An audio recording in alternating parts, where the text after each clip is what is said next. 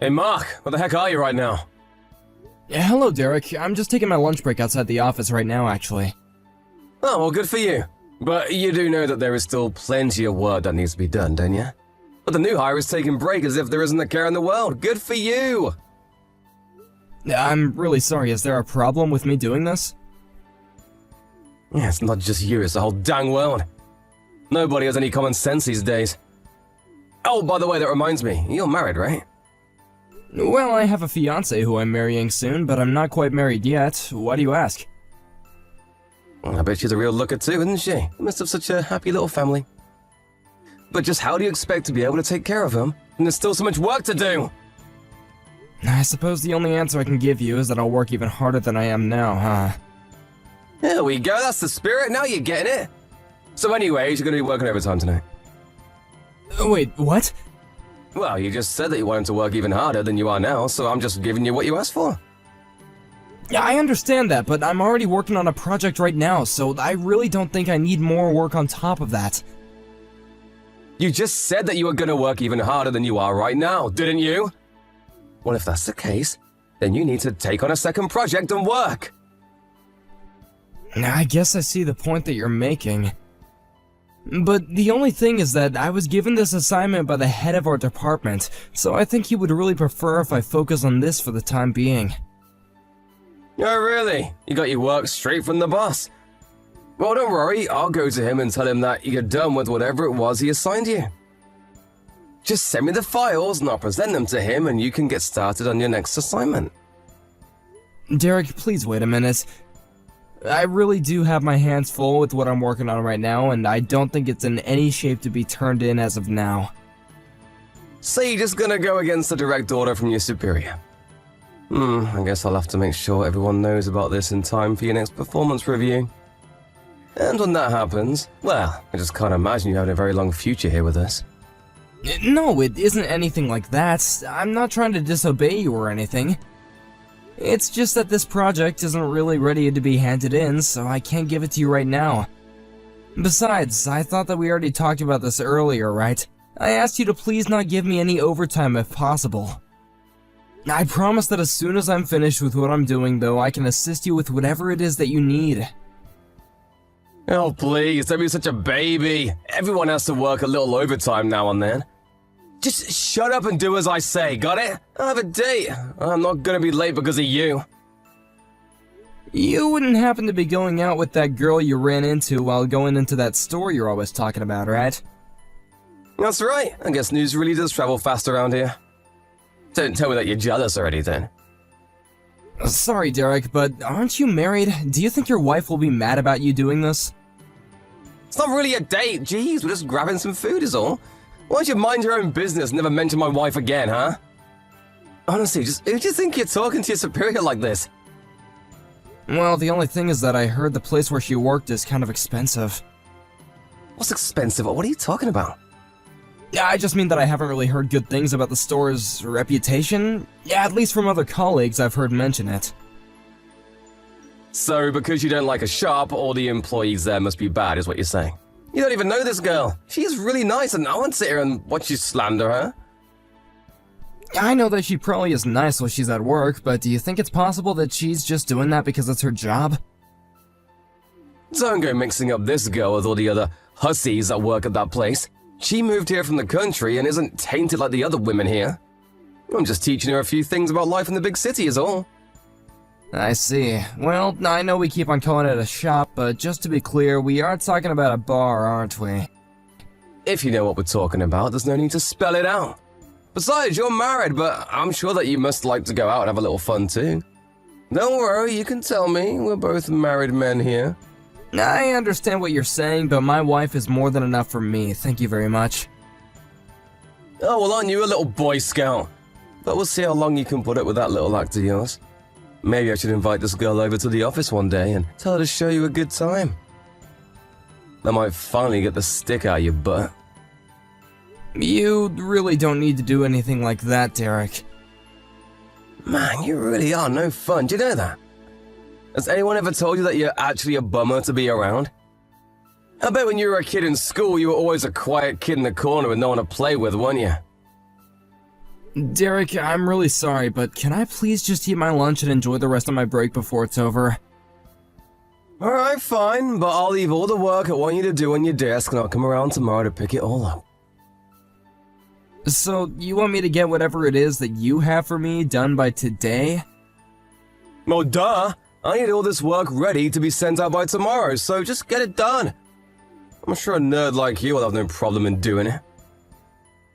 But I already told you that I have other work I need to do. Listen, Mark. You've been going home at the same time every day since you started working here, right? All that tells me is that you really aren't giving your all to the company. A real dedicated employee would be doing much more overtime. I'm sorry, Derek, but do you even know what it is that I'm working on right now? And there you go, back talking me again. Listen, I'm your superior, and I'm giving you an order. If you want to get ahead in this company, you need to learn to take order and keep your trap shut. I wanted your opinion, I'd ask for it. You've seriously got some nerve, you know that, Mark. What is it this time, Derek? I mean, I was just called into our department head's office, and thanks to you, I wasn't able to go home in time. What happened when you went to talk to your boss? He wanted to talk to me about the work that I gave you to do. He was mad because you didn't make it the way that I normally do. Well, I'm sorry that we have different styles, but I only did what you asked of me. Well, that's because it should have been obvious that I wanted you to make it the way that I would have. Now my boss is suspicious of me. I guess I don't know what else to say, but I'm sorry. Which reminds me, I see that you're scheduled to take tomorrow off, is that right? That's right, I put in the time off request a while ago, too. And just what is so important that you have to miss work, huh? Well, my wife and I were going to go to the courthouse to have our civil service performed and become legally married. And that's the big reason you can't come in tomorrow. Are you kidding me? I already cleared it with your boss, and he said it was fine if I did. You do know that unlike you, I actually care about this job and work hard at it, right? But you just think you can take time off for whatever you want, no matter how small, huh? Cancel your time off and come into work tomorrow, got it? But I've already made sure to complete everything that I would have had to get done tomorrow today. Besides, I've already had this time off cleared with the department head. Don't you remember telling me that you wanted to work even harder for the company? Of course I remember saying that, and I meant it. Well then stop talking the talk and start walking the walk. You already screwed up big time with the work that I gave you before. I bet your wife isn't even all that great. She's probably ugly, huh? Why'd you send me a picture of her? Surely you must have a bunch on your phone, unless she's so ugly that you haven't even got one. Derek, I am not going to send you a picture of my wife. Furthermore, I don't care what you have to say about me, but please do not bring my wife into this. There you go, thinking that you can talk to me like that. You're my underling, and that basically means your wife is too. So I can talk about your wife in whatever way I please. And just what is she gonna do about it anyways? It's not like she's gonna be mad at me for things I say to you. I didn't ever say that she would be upset with you. I just don't understand why you feel the need to talk so rudely about people's spouses. Well, you're at least gonna invite me to the wedding, right? I really want to see the kind of woman you're making such a big fuss over. Well, we were only inviting family to the wedding, so... You mean you're not gonna invite me? I'm your boss. I'll prepare a speech for you and everything. And there'll be a chance for everyone to learn a little bit more about the work that you do. Derek, I'm getting a call from a client. I'm gonna go now. Oh, you little baby. I know that you're just trying to run away right now. It isn't that at all, I promise you that. And just who is this client that wants to talk to you, huh? It's the V Corporation. Feel free to look into the file we have on them if you want. You think I have time to do something stupid like that? Whatever, just know that after you come back from your one-day honeymoon, I'm gonna make sure that you know the real meaning of work. Derek, would you mind telling me where you are right now? I'm in the office cafeteria, what do you want? Well, I noticed that my lunchbox was missing from the fridge. I asked around the office and people say they saw you carrying it with you, so I just wanted to ask if you took my lunch. Your lunchbox wouldn't happen to be red and black with a handle on top, would it? So you do have my lunchbox. I was afraid of this. can you please return it to me? Huh? Did your wife pack your lunch or something? Is that why you want it back? Well, yes, actually, but also it's my lunch. Ah, well, I'm afraid that you're too late. I've already eaten it all. So you really just took someone else's lunch out of the fridge and ate it knowing that it wasn't yours? Is that what you're saying? No, I'm just kidding. I didn't actually eat the food. I threw it all in the trash instead. It looks so nasty that you should be thanking me for saving you from it. I guess the married life must be going really well, huh? You didn't even eat the food? You just threw away someone else's lunch? I already told you that you ought to be grateful to me for what I did. Eating a lunch like that might have landed you in the hospital. You really need to tell your wife to take a cooking class or two. Derek, do you even realize what you've done? You're through now. What are you talking about, huh? How am I, though? Because I make fun of your wife now and then? It's not my fault if you and your wife are equally useless at your jobs. All I'm saying is that your wife needs to learn how to cook. I would just like to know how any of that is your business. I never had any problem with any of my lunches before. So what about any of this is your problem? Here you go again, trying to start fighting with me. Is this really how you think you can get ahead in this company? Derek, I'm gonna be honest with you. I really don't like you, and I really don't think that I can cover for you anymore. You cover for me? Is that supposed to be some kind of joke? I don't care whose lunch it is. You can't just take it out of the fridge and throw it away. You need to take responsibility for your actions, which have been way out of line with how any rational person would act. How dare you tell me what I should be doing with my life? Would you mind coming to the meeting room on the second floor once you've finished with whoever's lunch you're eating, Derek? Why should I do that? I don't remember having any meetings scheduled. You're right, this is an emergency meeting, so please go to the room as soon as you finish your lunch. We need to have a little talk about how you've been treating the staff here at the office. Mark, I really would like to take this chance to express how very, very sorry I am for all that I've said and done. Wow, this is quite a strange message to be getting from you. Well, it's just, I had no idea that you were the grandson of the CEO of our company. But that means that you're also next in line to take over the company. I also hear that you were working for V Corp before you came here. That's right, I've worked at a lot of places to gain as much experience as I could. And is it really true that your wife is the daughter of the current CEO over there? Because I had no idea about that either. So again, I really am so sorry for all that I said to you. I'm curious though, is the only reason you're apologizing to me because you found out who my grandfather is? Well, I'm just trying to take accountability for my actions like you told me to. Oh, really? Because just a few hours ago, it seems like you had no intention of giving me any sort of apology.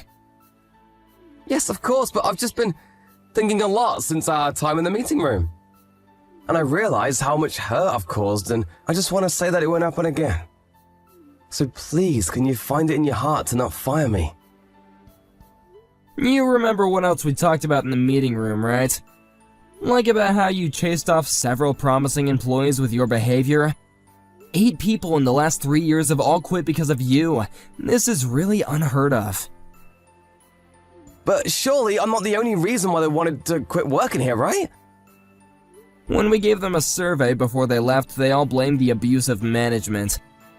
They had nothing else bad to say about working here except for you constantly trying to slow off your own work onto them and hurling abuse. They all finally got fed up with your attitude and walked away. Even I've gone through something similar now. But I already said that I'm really sorry. I don't remember ever asking you for an apology, Derek. I only asked you to acknowledge the damage that you caused to these people's careers. They were all brilliant employees with impeccable resumes, who realized that working here wasn't worth having to deal with you. Which means that you've single-handedly caused a great deal of trouble for this company. Why would you think that it's okay to treat employees that way? They all seemed like they knew what they were doing more than I did. And so that's why you tried to chase them off? You really are pathetic. Please, I'm sorry. I don't know what else I can say, but I'm so sorry. It isn't all of your subordinates who talk poorly about you, though. A lot of the new hires said that they were grateful to have you showing them the ropes, and even some of your own supervisors have given you high marks. See? I knew that wasn't all bad. I really am a good worker. But the fact is that you still drove away promising talent, and you need to face punishment for that. Lucky for you, however, the business doesn't take firing people too lightly. If you can promise to stop harassing other employees and do your own work, then you might not be fired. You mean it? You mean that I still have my job? But you should know that I also have my wife here, and she says that I shouldn't let you off the hook so easily. Well, I don't really see why your wife should have any say on how we should conduct our business. Really? Even though she's so tightly connected with our clientele in the V group? No, I mean, yes. I mean, can you please just tell her that I'm sorry? And are you sorry for chasing off the other employees? Are you going to apologize to all 8 of them as well? Well, I don't even know where I would find them. But you need to clear your name, don't you? At the very least, you need to apologize to my wife. Well then, I do sincerely apologize to her. Just please don't fire me. I promise to give my all to the company from now on. And I'll never say another mean word to anyone as long as I'm here. I see. Unfortunately for you, I'm afraid that the decision is out of my hand already. And your apology won't affect the company's decision to fire you. Wait, what do you mean by that? I mean that by insulting my wife, you've upset the CEO of one of our most important business partners. You might not know this, but the CEO of V is a very strict man who loves his daughter very much. But I said I was sorry. This isn't fair. Please, you have to say something to help me, Mark. I promise to never do anything like that ever again. In that case, I hope that you hold on that attitude at your next job. Because management here has decided that you're too big of a liability. Not to mention that you have insulted my wife. Have a nice life, Derek. A few weeks after that, the paperwork was processed and Derek was officially let go of our company. And since the process was done according to the books, he had no room for resource. Afterwards, I was tasked with tracking down and reaching out to the staff that Derek had chased off. I expressed apology on behalf of the company, and I informed them that Derek had been let go. We offered them a generous employment package if they agreed to come back and work for us. Some did, while others said they would never set another foot in our offices. I heard that a few weeks after Derek was fired, his wife divorced him. Apparently, it wasn't the losing job that did it. Instead, she found out about the woman that Derek was seeing on the side, and that was the last straw for her. Thank you for watching. If you liked this video, please give it a thumbs up and don't forget to subscribe to see more content like this.